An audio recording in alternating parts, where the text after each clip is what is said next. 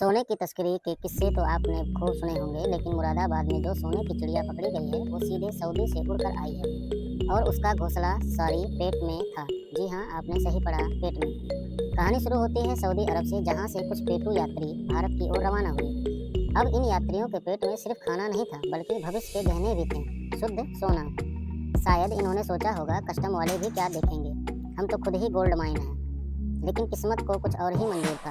मुरादाबाद पहुंचते ही कुछ शातिर किडनैपर्स ने इन गोल्ड माइन यात्रियों को धर दबोचा।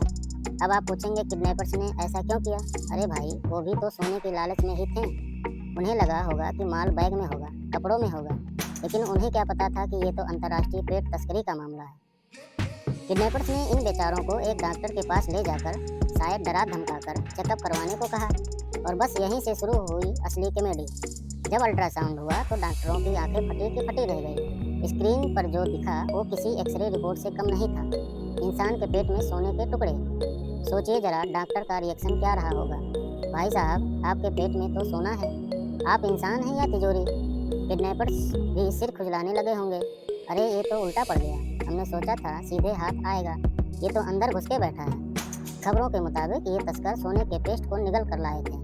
अब आप पूछेंगे, पेस्ट क्यों? ताकि पकड़ में ना आए। लेकिन लगता है उन्हें मास्टर प्लान में अपहरण और अल्ट्रासाउंड वाला चैप्टर मिसिंग था। जैसे ही ये खबर पुलिस तक पहुंची, पुलिस भी सख्ते में आ गई। उन्होंने तुरंत कार्रवाई करते हुए अपहरण यात्रियों को बचाया, तस्करों को भी धर दबोचा। अब ये पेटू तस्कर पुलिस की गिरफ्त में है और उनसे पूछताछ की जा रही है। ये मामला वाकई अनोखा है, इसने तस्करी के तरीकों में एक नया अध्याय जोड़ दिया। अब कस्टम अधिकारी भी शायद एयरपोर्ट पर स्कैनर के साथ साथ अब अल्ट्रासाउंड मशीन लेकर खड़े मिलेंगे।